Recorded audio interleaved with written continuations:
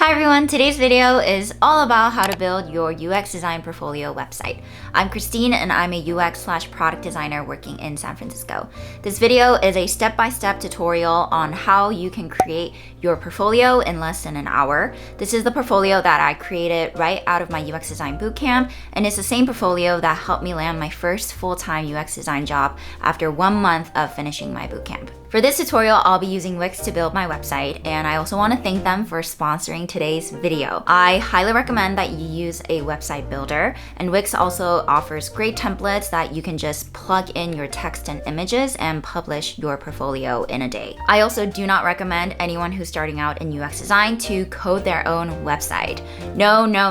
Do not waste your time doing that. I know some people offer that advice, and maybe that's what they're really interested in, but unless you're becoming a developer and that's what you want to do not waste your time learning how to code because it is a whole nother beast. I don't think it's really worth your time. It's going to take away energy and focus from what's really important, which is that you improve your designs and iterate on the content strategy of your case studies. I'm also not a fan of having only PDF versions of your portfolio.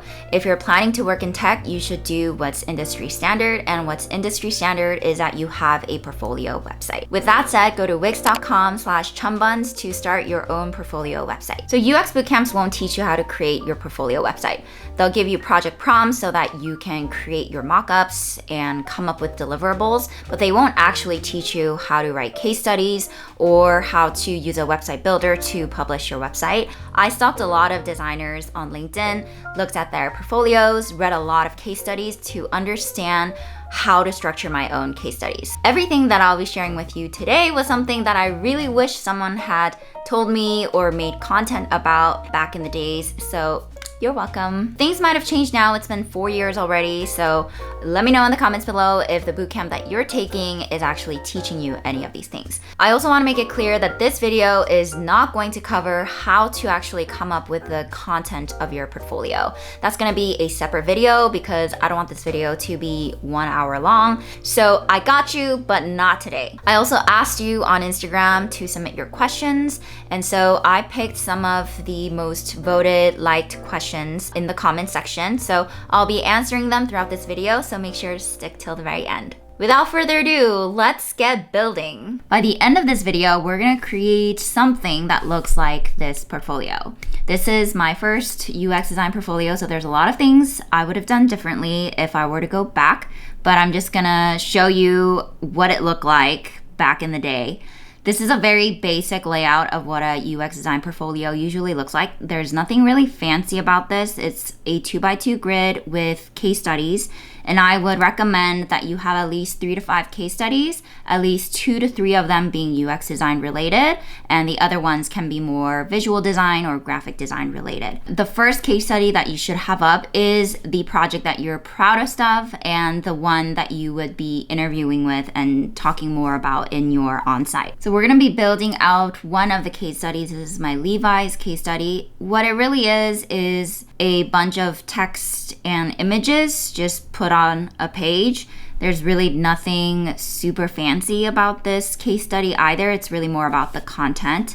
And this video, again, is not going to be about how to come up with the content of a case study. I already drafted the content of the case studies, and what I would do is put them in a Word doc in my notes. I have all the content written out here just because it's easier to move things around. It's easier to write and edit my case study on this rather than having to change everything on my website. And there's less back and forth when you write out your case studies before you actually work on building out your portfolio. So let's start from the very beginning. You create a Wix account and you go to create a new site at the top right. And what that's gonna do is it's gonna walk you through how to set up your portfolio. So I want a designer website. I wanna just choose a template because that's gonna save me a lot of time. The template that I chose, there's a lot of templates. Like, oh, this one's nice. I would go with this one. I think I've seen this one being used by another designer. That one's pretty cool. But the one I used Why can't I seem to find it? Okay, I think it's because I'm currently using that template, so I can't use it anymore. Let's do this one. I'm a little bummed because now my portfolio is gonna look a little bit different, but it's all right. Okay, yeah, this is a nice template.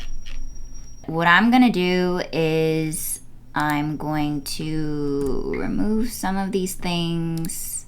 The first thing I like to do is go to Theme Manager and change text styles. I actually like the text styles of this one, so I'm just gonna keep it as is. Maybe the paragraph, I wanna change it to something else. I like Avenir Light, but Georgia works. Okay, let's just go with what is available here. So I'm gonna add text, titles, themed text. I'm gonna put heading 1, and this is gonna be, hello, I'm Christine. I'm gonna put an emoji there. And then that is clearly not me, so I'm gonna change image, upload media. What I'm gonna do is crop this to make it more center aligned. Like so. Perfect. Pop up. I'm gonna do chun buns. Chun buns. Chun buns. Buns. It's irrelevant. That little text is irrelevant. I'm also going to add a paragraph.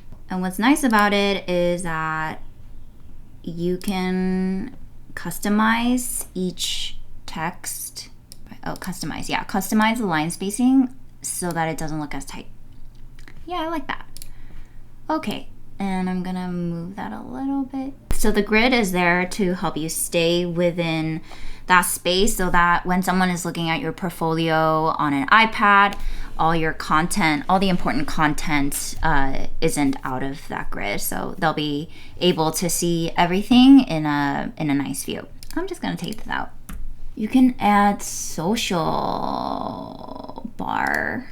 Ooh, what I like about the Wix editor is that you can hold shift and click all the content and just move it down. It's like working on Figma. It's awesome. And as we go down, we're gonna use this space to put our case study. I'm actually gonna delete this whole row because I am going to put my work, my work. Okay, and so I'm gonna just have a simple 2x2 grid. So before we do that, I'm gonna change the logo here. I'm gonna add my own logo. So I'm gonna put image, my uploads. So we're gonna add that to page, and voila! Got myself a logo. Whoops. I drew this on Procreate. I was bored and I was like, oh, I'm gonna make myself a logo. Actually, I'm gonna hide. About us is gonna be work. About page. I'm gonna delete this. Okay, and what this is you can put an anchor on this. You can add anchor to the site. So once you add that, this line basically, clicking on this will take you to where the line starts. Oh, I'm gonna add a blog because I wanna show that I blog. I'm gonna create a new page and put blog and have that be my second line item. So you see right here, work, blog, about. And for this logo, we're also gonna link into the home page. So you go to page, home, yes, done. So if I'm on a different page and I click on this logo, it's gonna take me back. So in this bio section, what's really important is that you make it super clear what you do, who you are, and why someone should hire you. My current portfolio says product designer, but when I was transitioning into UX at that time, I labeled myself as a UX designer because I wasn't really part of a product team and I wasn't owning a product from the initial ideation to the final rollout. I wasn't the product owner. You can write a short little blurb about what makes you special, but honestly, everyone's bio is kind of the same for UX design, so I wouldn't sweat too much or spend too much time on this section. Let's go to the work section. In order to build out that 2x2 grid, you're gonna go to add and click on box. Here we go. Here's my container box, and I'm gonna make this size the same, 467. So once you have this box, you're gonna add a hover interaction. We're gonna use a hover interaction later, and then you're gonna add an image. I'm gonna click the Levi's. I added it. I'm gonna put this to 467, attach it to the box. And I'm gonna go to hover and I'm going to choose effects. Okay, so I'm gonna make it grow. Oops, I'm gonna customize that. I'm gonna make it grow like 110%, ever so slightly. So if we look at that, let's preview, it's gonna grow. I also want a little shadow. You see a little shadow there. Actually, the shadow's too strong. So when you hover, I also wanted to have like a dark overlay. So I'm gonna go to container box, put this as the same dimension. I'm gonna use this so I have it aligned. And then I'm going to make this opaque 50%. And then I also wanna add text. So I'm gonna add text that is white, and I'm gonna call it UX design, and then I'm going to add another heading on top of it that's white, center align it. Okay, so let's preview this actually.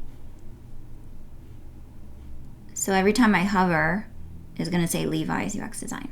Okay, and now what I'm gonna do is I'm gonna Command C, paste, and just paste this on the page. And then I'm just gonna switch out the copy and the images. So I'm gonna click this image, change the image, change image, put this for lineage, which was a graphic design work that I did. Change image, put Tatcha. And there we already have the grid. And I'm gonna go in and change the title, graphic design. This is Tatcha, marketing design. And this is UX design. And I'm going to pull these guys down a little bit. So let's preview that. Have the Levi's, Rumor, Lineage, and Tatcha. Now we're gonna build out a first case study. So I'm gonna go to pages and I'm gonna create a page called Levi's. Hide. Yeah, there we go. Okay, so the page still exists, but it's now hidden from the menu. I'm going to start adding text. I'm gonna add my header. I always start off by writing out my case study first, and then I start adding images to complement what I'm writing in my case study. So I already have the title. That way I'm not going back and forth. And I have a bunch of text here. I'm just gonna copy and paste. So add text, themed text. I'm gonna also put more line spacing so it's easier to read. And then I'm gonna add an image. I'm gonna bulk upload all my case study images. This is the main image. Ooh, what I also love about this Wix editor is that you can add multiple images all at once. If I wanted to, I can just bulk select and add them to the page. I'm not gonna do that because that's gonna be a little chaotic. So I'm just gonna add 2 images, 820. I like 820. Center align it. Boom. I'm gonna then copy this title and copy and paste the problem and process. And oh, something changed. Whoops. Oh, also you can Command Z and it'll revert back to whatever it was. You know, back in the day, I felt like I had to put up Post-its. I think if I were to redo my portfolio now, if I had finished bootcamp now, I probably wouldn't put any Post-its because that's something that a lot of junior designers put. Unless you led like a company-wide or like a very big team initiative for a brainstorming session at an actual company, I just think it's not as valuable of an artifact to have on your case study. If you want to put it, you can. You don't have to. I probably wouldn't if I were to go back. So now that we've created the Levi's case study, we're gonna link that to this thumbnail here. So how we're gonna do that is we're gonna click on the container, go to hover, because you're gonna be clicking on the hover state. You're gonna add to hover a button. So this is a hack that I found on Google because I couldn't figure out how to link a page to this box. So I'm going to change the design, make the background transparent, go to text, and minimize the button text completely so that you don't see it. You're gonna link it to a page. We're gonna click Levi's. We're good to go. So we're gonna preview it. Oh, there's a hover on the button. So we're gonna keep that to 0 opacity so the gray box doesn't show. Ta-da! It did. I'm gonna click on it. It's gonna pop up the case study, but I don't want that weird transition. So in order to get rid of the animation, we're going to go to page transitions, click none. So what that's gonna do is, let's go back to the home page. You're gonna click on the Levi's case study and it gets rid of that weird animation. Woo, we're done, we made it. When I asked you on Instagram to submit your questions, a lot of you have asked me, how many details is too many details? Can you explain what should be documented and what shouldn't? I tried researching online. The answers I get are so vague. I'm not sure which parts of the process I should highlight or emphasize. So before you build your website, spend a good chunk of time thinking about the UX of your portfolio and getting clear on the messaging. And the best way to do this is to write out your case studies before you add any images to it. Each of your projects should answer these 3 questions. Number 1, what was a product and what was a problem you were trying to solve for? Number 2, how did you solve that problem? What did you do? Number 3, what was the outcome or results because you solved that problem with your designs? Another person mentioned, I keep hearing different things between focusing on visuals versus focusing on telling the story. Which one is it? You need to tell a story with compelling visuals. That is my answer. So the answer is really you should have both. I know that phrase telling a story gets thrown around all the time in UX design. What that really means is, do people understand what you're trying to say? Do people understand what you actually did to solve the problem? Was the problem an actual business or user problem and not just a reskinning of an app that you like? And so I would ask yourself, what details would matter for anyone who's reading my case study to help them understand what I did with this project? And my rule of thumb is, if a high schooler can read your case study and they can understand what you actually did, that's a good case study.